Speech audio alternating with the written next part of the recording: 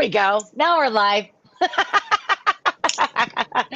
Welcome back to the plot. Today, yeah, today we're going to talk about your purpose. And we have some personal stories that I think are going to help with that connection of the purpose. And everyone is here for a reason. And because you're here for a reason, you have a purpose. And you might be in this place in your life where you're trying to find it. You might be in this place where you're like, oh, I have a purpose. Or you might be struggling because you know you have a purpose, you know what it is, and how do you make that happen? And I think each of us is, out of all five of us, there is a different space we are all at in this journey. And I think it's super valuable that people see that, you don't get bored going, this is my purpose. And I even saying that out loud, I'm like, let me retract that a little bit and say, we forget what the purpose is. And so I think it's really valuable to kind of share some of our own stories about where we're at, or where we feel like we're at in this evolution of finding our purpose, and kind of like what your story is about how you have evolved around purpose and where the space you're in right now. Wendy, I'm going to start with you this time. Okay. The story is good. About finding a purpose. I was working with a coach, and this was back in like 2015, 2016 time frame. And she was an Enneagram specialist, someone that may be a guest at some point on this podcast as well. So she was a coach. She works in the Enneagram for like decades. And I was curious and interested. And this was also when I was doing copywriting. So I was writing for her website. And she's like, you need to know a little bit about it in order. Here, why don't you taste this? And I'll take you through this kind of session. And I was like, makes sense. Yes. And Enneagram, like she has you sort of go through and read for all the types. And spoiler, I'm a 2. Hi. That is essentially kind of a giver for those who, well, not even kind of, that is a giver for those who totally dig the Enneagram. So we were going on to purpose, and I had such a huge disgust, disdain, annoyance, resentment about purpose. I had a huge judgment about what my purpose is/was at the time, and it's tenderness. So imagine this copywriter that's like, yeah, I'm writing the websites, I'm doing the things. It's like 2015. Social media is exploding for the second or third time. It's not a fad, turns out. And because that's how old I am. So, so come to this understanding with support, who's just there to witness. My purpose is tenderness. And I was so mad because I was like, how am I going to monetize that? How am I going to make a living off of that? Huge judgment. And so also could not, how I recognized it was, I could not say it wasn't what it was. No, it is tenderness. Yeah, it is exactly this. And it makes me want to vomit. That's how I knew. That's how I knew. Really? So yeah, it was just like when you say it made you want to vomit, which I love, but was that because it was so disdain, or like just misbelief, or it was, what am I going to do with that? How am I going to live and embody that and live? Okay. Some of my upbringing has to do with, okay, it's got to be practical. I had like a very strong influence of Capricorn dad going on in my upbringing. And that's like, yes, here, 3D in the world. Yes. And you can't do this and that. So you can't be an artist and make a good like that. Yes. Yeah. All Yes. that Yeah. conditioning, and that's based in somebody else's safety, somebody else's life, Paradigm. Yeah. somebody Yeah. else's Story. perspective. Mm-hmm. Love it. Great for them. And what do I do with it? Oh, I got to unlearn that, because I can't deny that tenderness as a purpose for my through life is what it is. Does this mean that I'm not looking at practical functions to contribute or, pay my bills? Yes, I'm looking at that. Doesn't mean I'm not I'm not all one or all the other. And I think this is some form of pressure and trap that we can put ourselves in, that I put myself in, because I thought, okay, it's all or it is not anything. So that was something that I learned. I am now friends with tenderness. Like, it's a part of all that is in what I do and work with. And it's also hilarious. Like, everything that we encounter, and I would love to hear, like, if you feel this as well, like all the things that were like, "Meh," or what, those kinds of understandings, they become great material later on. So it is now great material. Yeah. For sure. I'm like, For True sure. talk. great material. Yeah. Yeah. And it's like, okay, oh, wow, I really was in there in my own beliefs. Yeah. Yeah.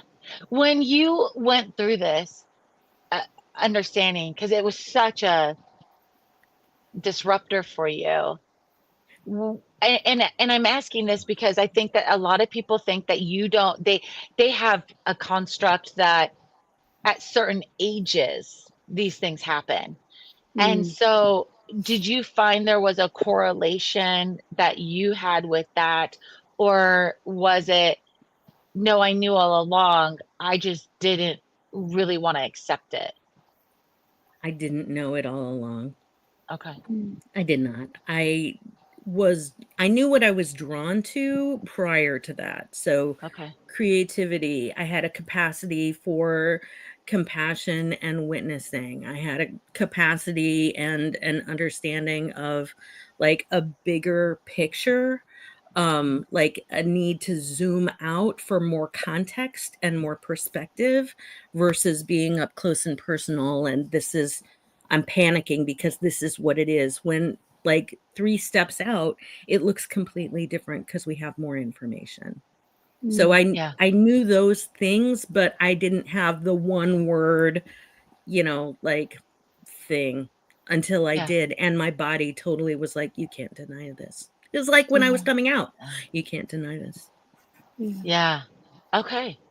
That's so interesting. And I'm kind of curious too, like with that, like kind of spinning it to Raquel, but you had a major transition moving countries, and like how did that relate to your purpose? And then also, of course, tell us about how you kind of, and maybe some of you haven't even discovered yours yet. I don't know, right? I'm just putting that out there Mm. that you're here because I kind of know a little bit about you. But you're like, how's this all correlate for you? Because you have a completely different perspective of this. Yes, thank you. I'm sorry. I don't have much of a voice today, but thank you. Beautiful story, Wendy. So, but my story, I'm going to start briefly from the beginning in Brazil. I'm from Brazil. And when I was very young, studying English in my 20s, early 20s, I met my best friend who was a coordinator of the center and who opened an English school later. And it's very interesting from now when I see my journey, how I know people who I made contract with before in other lives and who were here to help me, which is my best friend, Rodney. And he started training me to teach, and I started working for him. And he brought me to the United States for the first time to go to Disney to bring some students. And we could not believe I would get a visa because I didn't have anything that they would give me the visa to come. And I went to Florida with these students as an assistant. So it was wonderful. So when I came to the US, many years later, I had been teaching English for 15 years. When I got here, I I I I had a stage fright, and I said, I'm not going to teach again. I cannot teach here. Wow. And even my husband would, my ex-husband would tell me, you have to teach, you would teach. So I had some twists and turns in my life for 8 years. And I worked so hard. It was so difficult. And I remember my mentor and psychic in Brazil, she said, you're going to go to Brazil, you're going to go to the US, and you're going to help people. You're going to go overseas and you're going to help people. And my first job here was in a daycare. And I changed 35 diapers a day. And I said, is this helping people? Is this my purpose? So then I worked for the state for 5 years. And then my city was selected by the Blue Zones. And they were in my city, and they made lots of renovations there. And then they started giving also workshops for a better lifestyle. And I was lost, I was depressed, and I didn't know which way to go. I liked my job, but it wasn't the thing that I wanted. And I went for this workshop. So it was 1.5 hours of workshop and doing exercise this, exercise that. And then they came with the result. You are a teacher. You were meant to teach. And then I said, what? After all this time, I am a teacher. And that workshop definitely changed my life, because then I decided to send my resume to the college where my ex-husband was working. And then I started teaching. And then I came back full on. And I realized that all those twists and turns that were very hard gave me all the tools for what I teach today, because I teach immigrants and refugees and life skills and how to survive.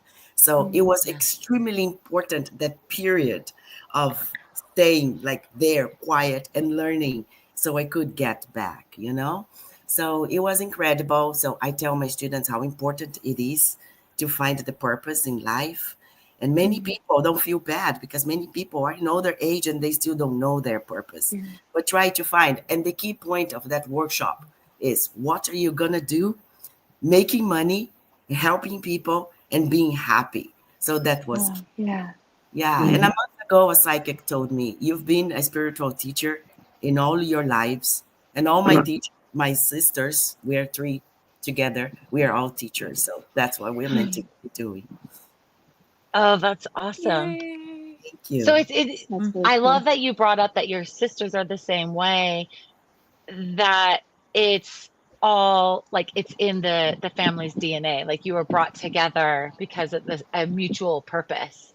Yes. And now at an older age, we are all diving into our abilities, psychic abilities we all have. So we are all like, we came together with this that we are developing now at this moment together. It's beautiful. It's incredible. Oh, I love that. Wow. So I cool. admire that so much. That feels so good to hear.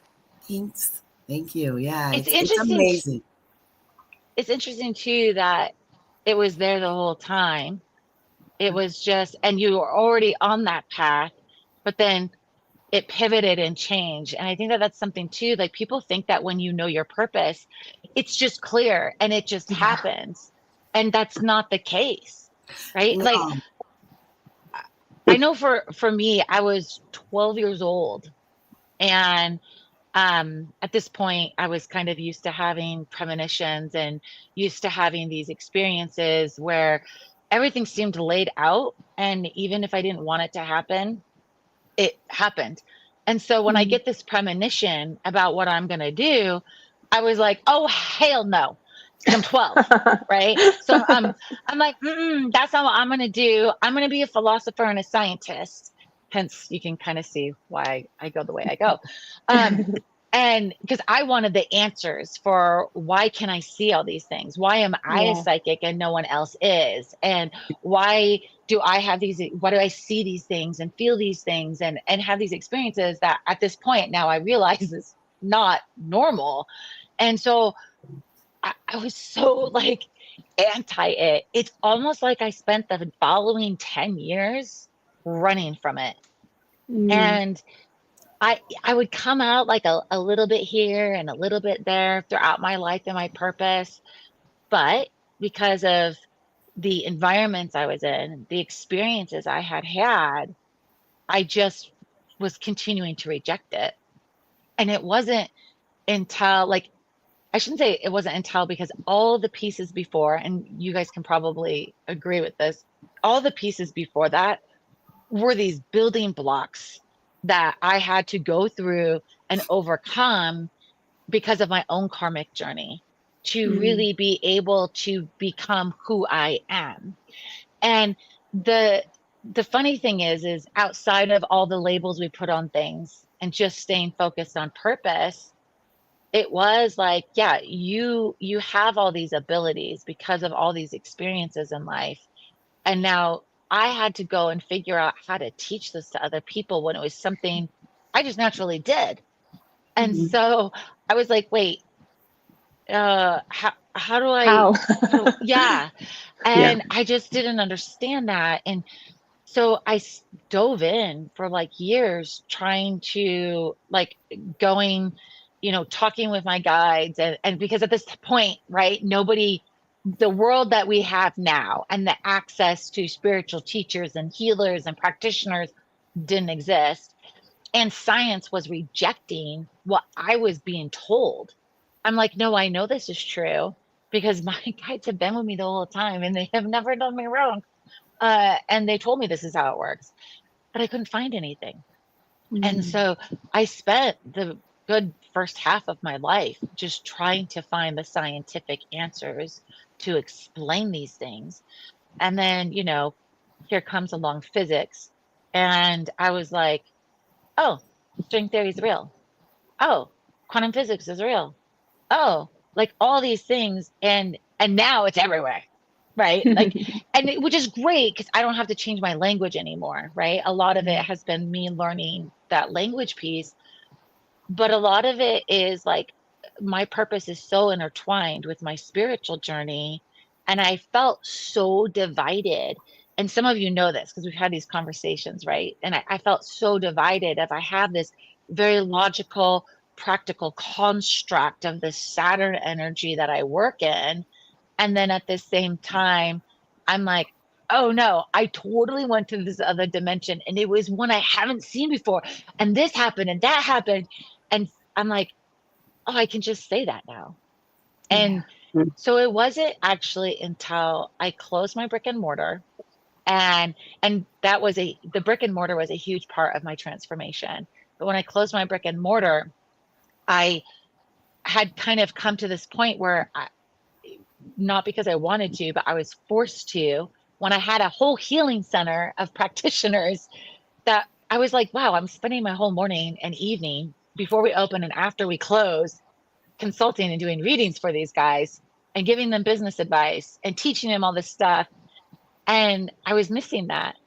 And I didn't really say anything. And thankfully, I am married to somebody who sees me better than I see myself usually. And he was like, it's time. Just go live on social media and say it. So I come out and I'm like, okay, we're going to sit and do readings for an hour. And it flooded. And I was like, oh my gosh. And it was like the most divine experience of being able to help so many people on this massive international scale and, channeling and giving them their messages and connecting them to their guides and healing these like, multi-life thing. Like I was like, okay. But then people were like, can you teach me how to do it? No. And then my husband was like, why did you say no? I heard your live. Why did you say no? It's like, that's what you've been doing in the business world. You consult, you teach, you speak. And I was like, I never had the paradigm that those worked together. Yeah. And so it's really interesting, and like, obviously, like I'm fully in my purpose. I have been. It's more of like, now you got to do all of the physical human things to make that happen. And as we've talked about in other episodes, I'm at the end of my key too. So, bear with me until that's over.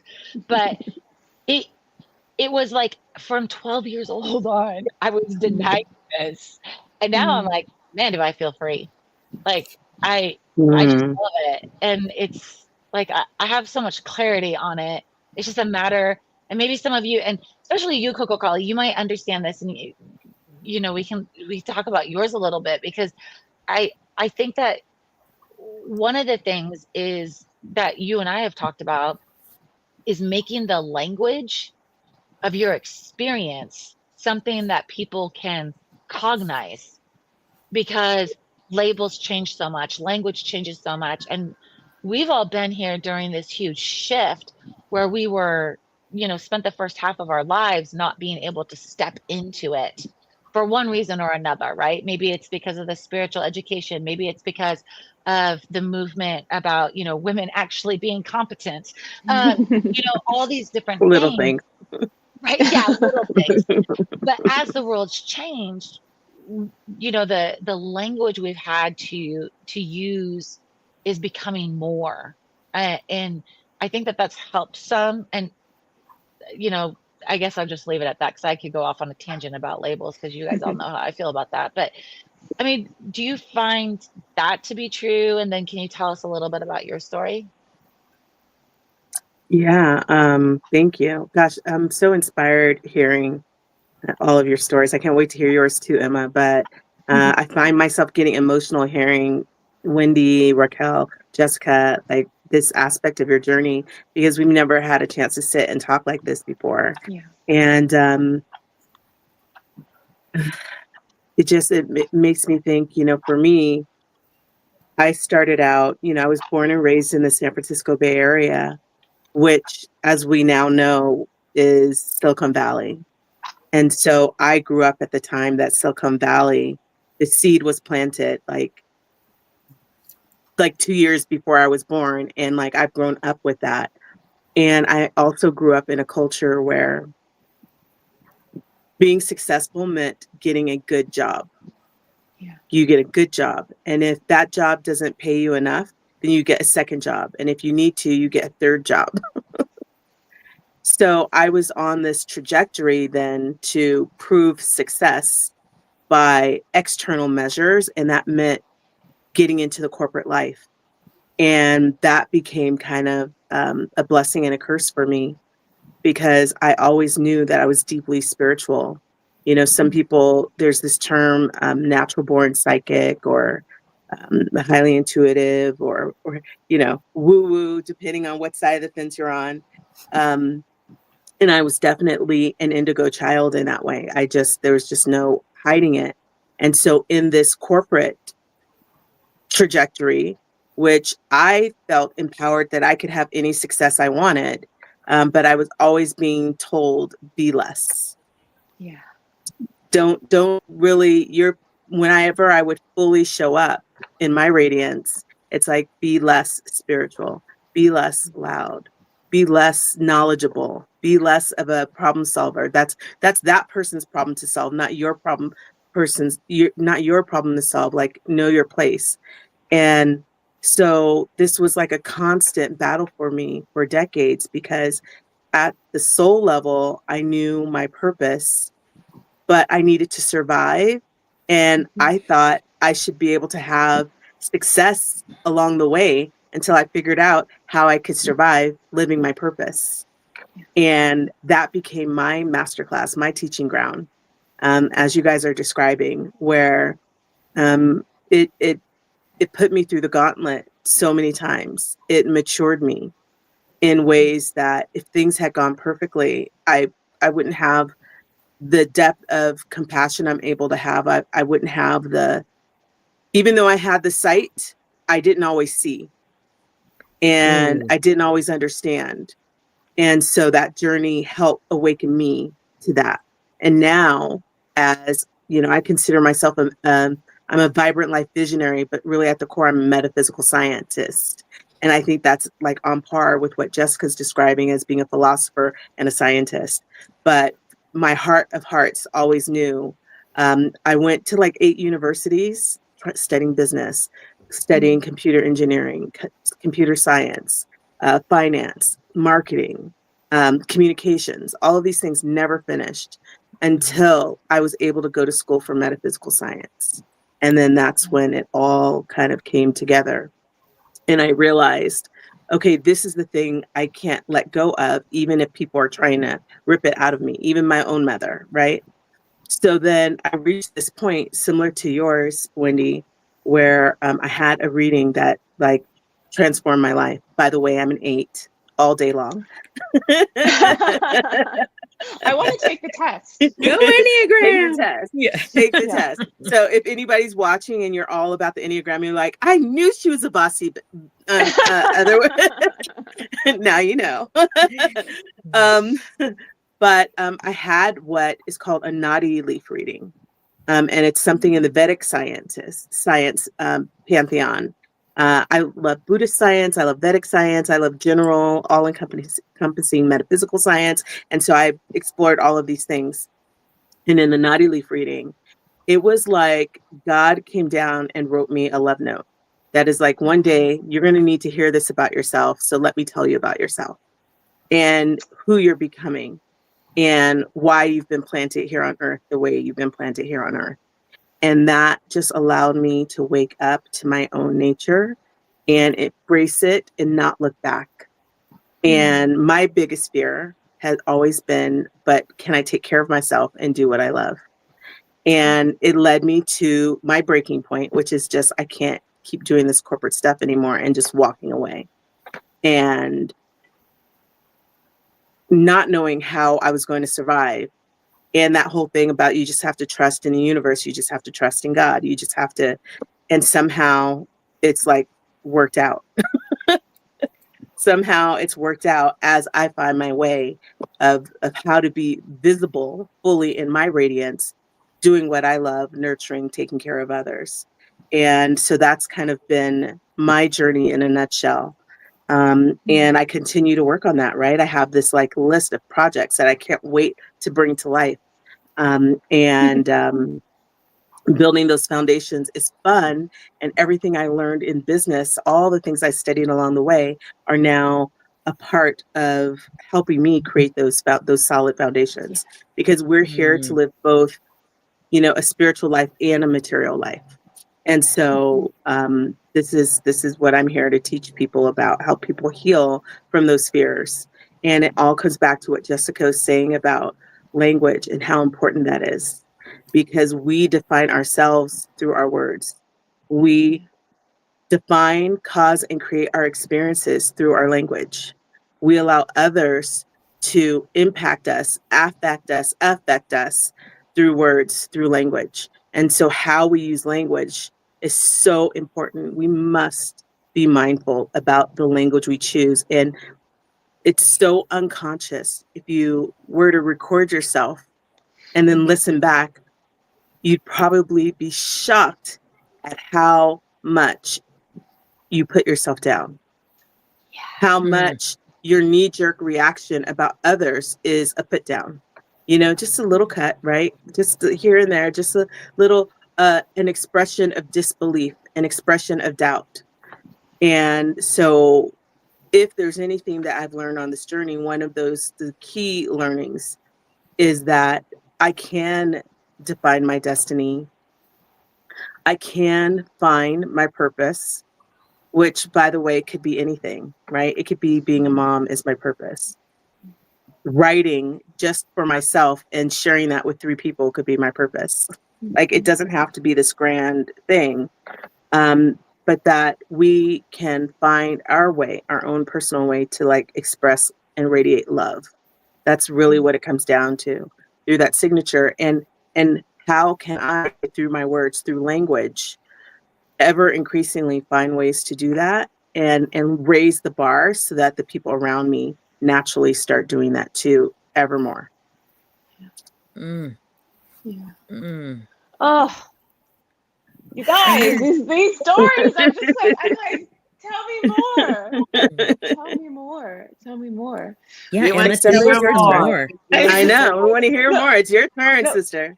But what I was just reflecting on listening to everybody is the bravery that all of you have.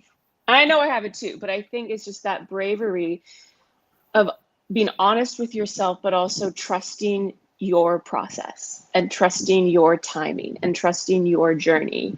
And even as you said, Coco, like you learn all this stuff in business that you now get to integrate and use now.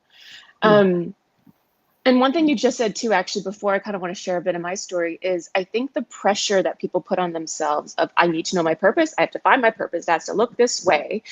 And as you just said, it doesn't have to be what you monetize. Like, I know so many of us want that, and I so get it. It's like me included.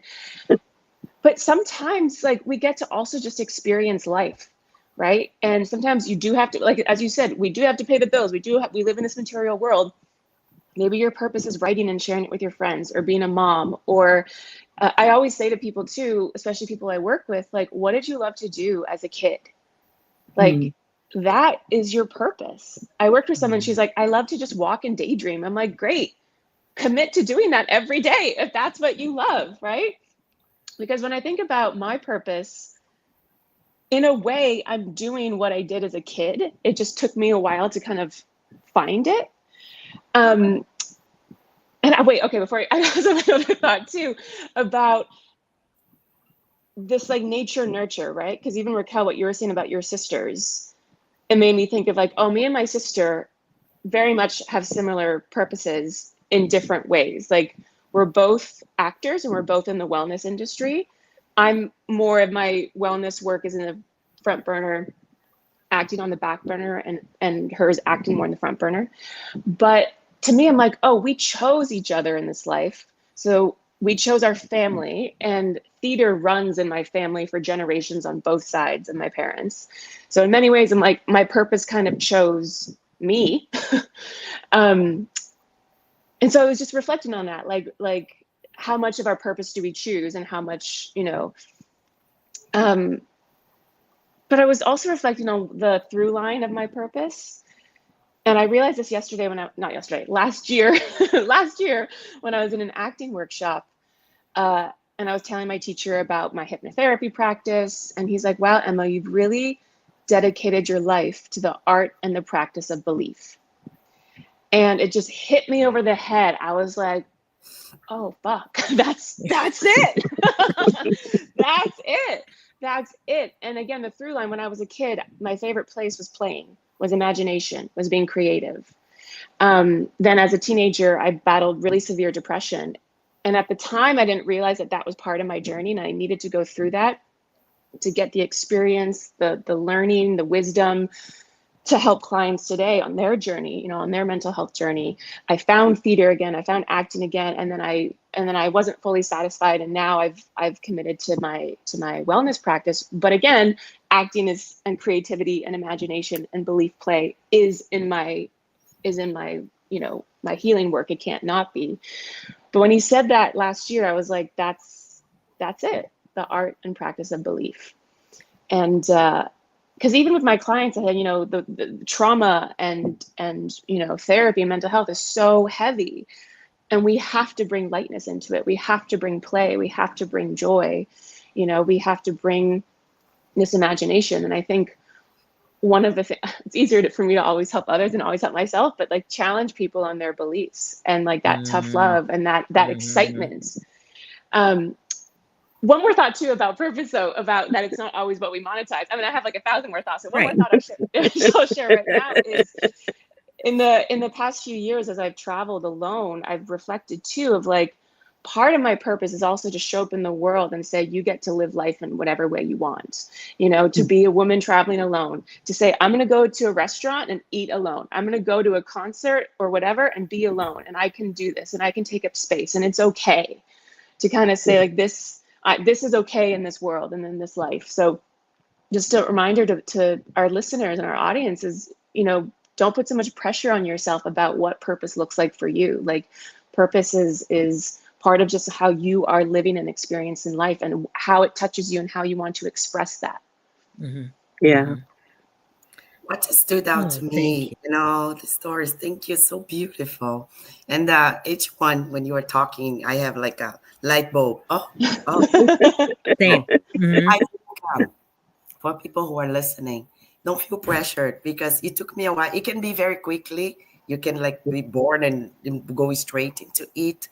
But what touches me, what stands out to me, is the people who were in and out of my life and the purpose they had in my life to help me Yeah. find my purpose. Yeah. Even my Right. husband, it was such a learning process. And there goes the forgiveness, right? So we question things and we try to understand things in our lives. And then sometimes now, later on, I'm able to understand why things happened the way they happened and the importance of people, the contracts that we've made, and even us being together today, is part of it. So it's incredible because you are Coco Kali talking about the words. One of my lessons, my classes to my students is the power of words. It's in a different context, but the power of words. So even us being together, that is a reason for that, and it's part of our learning process. And I'm very happy to be awakened or start my awakening, spiritual awakening, because that helped me understand so many things. Ladies, I have a question. I feel like we're talking about purpose, but like there's this fundamental question. Should we ask the question, what is my purpose? Like ask it of ourselves in general. I mean, has that been value? Is it, what are your thoughts on that? On asking, wherever your mind goes with that, if you're thinking about asking that of someone else or demanding that of someone else or asking that or demanding it of yourself, like, I don't know. I lay that question for your interpretation. The reason why that I'm like to that is I think it goes back to pressure. I think, again, myself included, I think so many people and even just clients I work with, they have so much pressure of like, oh my God, I'm not going to live a fulfilling life if I don't know my purpose, if I don't live my purpose, if I'm, so I'm wondering, is there a way to discover it without that question? Specific wording. I think I think a little bit differently. I think that we should always reflect and question ourselves and try to find the purpose. So I am into that. But also, I would like the listeners to know that you're going to feel in your heart, because when you find your purpose, it's like when I finish a class, I am in ecstasy. I am like very happy. So we have to find, because like who said, Coco Kelly, right? Coco Kelly, you've been to business and this and that. You did so many things until you found it. So what I tell my clients is don't give up, because you will feel in your heart, and maybe what you've been doing is going to help you in the future. Yeah. And if purpose is something that like just yields pressure right away, like I have to check it off my list of like what I'm supposed to do as an adult or as a human or as a whatever, if that's like sort of tickling in a painful way your brain, like I would suggest, like, what am I drawn to? Is this aligned with me? Do I feel safe in this? Can I like spend a little bit of time and enjoy myself in this? Or am I so excited in my body, not my head? Am I excited in my body about just trying something? Yeah. And if you're in a heavy place or depression, like we touched on earlier, might not be the day to just, make sweeping generalizations or decisions from that heavy place. Like, you get to feel health and wellness and clarity and alignment and make a decision from there. Making like grand decisions. I'll speak for myself. When I've made grand decisions from heaviness, resentment, bitterness, dissatisfaction, they have not been aligned. They have been reactions. Right? Word. Like, so when like that can be when I've said things, when I've done things, when I've not said things, when I've not done things like that. I wasn't feeling well or connected head to body. Yeah. And we get to do like, oh, okay, Yeah. we're like, this is why it's so different now is we get to change our own conditioning and the way we make decisions and just talk. Like, shout out to former selves who got us exactly here. Like the 5 of us here on the plot. Yeah, Jessica, you too. And then also, you know, like we got here from there. Yeah. It's Yeah. been a road, but we got here from there. So if it's like, if purpose is a big sort of activating word, don't use it. Yeah. Yeah. Remove all that from your checklist and just like Yep. see what you're drawn to. Yeah. Maybe drink some water and breathe for a minute Yeah. because Yeah. our nervous systems are fully alive. Yeah. Yeah. Funny. Exactly. I feel like I find I agree with like there's in me like I resonate with everything that you each have said, and that but I also think that there are people who naturally ask this question, and that's probably a divine nudging, right? A cosmic nudging, pushing you in a direction, not to pressure you, but to remind you not to stay settled. Maybe that discomfort that you feel is on purpose, because there's more awaiting for you to experience in this life. And so it's okay to feel uncomfortable about it and still move forward into it.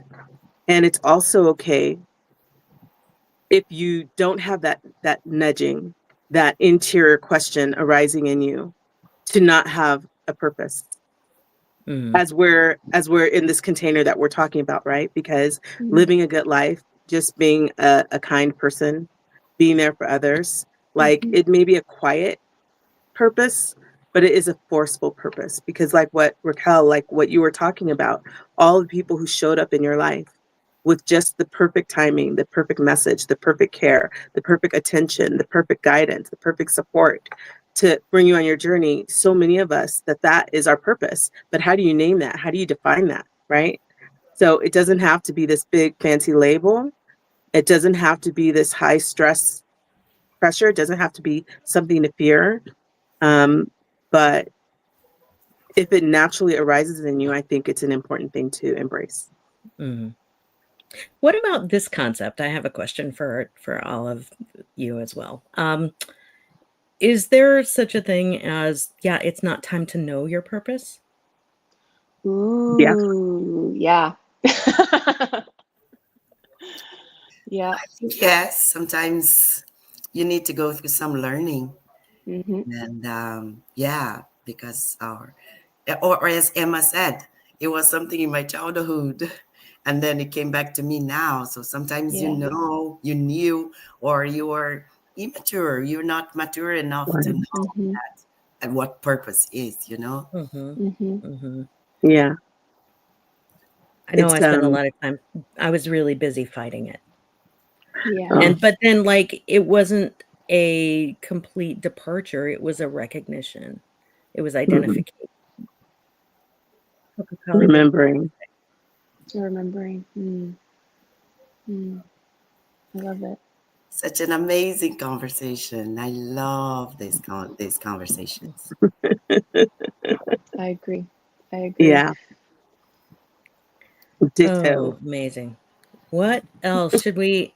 I wonder, like, how this is landing with the audience, like all of our listeners. Yeah.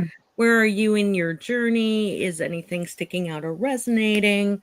Is there anything that you'd like to try, or you feel more encouraged now to sort of just explore a tiny bit? Because that can count. Like that gets to count. Mm-hmm. Yeah. Since we're talking about labels and like If you, language. Wendy, like if you could go back in time and talk to your younger self, what would you say to yourself about, or if you could like give yourself a warning, a foreshadowing, what kind of advice would you give yourself about purpose? It's all gonna count. Yeah. It all counts. You get to count it. Even if like externally people are not understanding you, you may be living in in your life, you may be living far ahead of where the external world seems to be ready for. Yeah. Because that whole Coco Kali, when you were talking about like the pressure to be smaller, to take up less space, like we can't win that one. That's arguing with who we are. And so entertaining that, how do I make sure that I'm safe and surviving, but also like that is completely disconnected from something divine in me that is just present and it's not going away. So it all gets to count, and you're going to use everything, which other people may not believe, but you get to. My, like, what I would say to little Wendy is like, it's all going to count. Just be there for your whole life. There's nothing wasted. There's nothing missing. It all gets to count. What about all of you? Because I want that question. I would like to hear what you all have to say about all that. I love that. I love that. I think what I would say is just trust yourself. Just trust yourself and trust your intuition. Trust that your journey is unique to you for a reason. And it's all like, just calm down, because I like, it's all gonna come together. So if I could go back and tell her, like, yeah, I think I was always fighting, like, this is my path, but I'm supposed to go down this path. And I think my whole life, I just fought. And a little bit still there, not gonna lie, like, don't live a more conventional life. So I think just trust that this is your life and your journey for a reason. So have fun a little bit, like, enjoy it too. Yes. I think I like this word, and it was my word. I think trust and leave the present moment, because we are always in the past or in the future. So leave the present moment. Don't be a victim, and know that you're a co-creator. So follow your path and do whatever you have to do, because as Emma said, everything is going to come together. But just trust and keep living, and live intensively that moment that you are living. So you have to go. So you go through what you have to go through. Yeah. Beautiful. I would say to myself, believe in yourself. Believe in yourself in the face of external doubt. Believe in yourself in the face of external pressure. Believe in yourself in the face of others trying to control you. Let me prepare you to have unwavering confidence in yourself. You know who you are. You know who you are better than any other soul, any other person.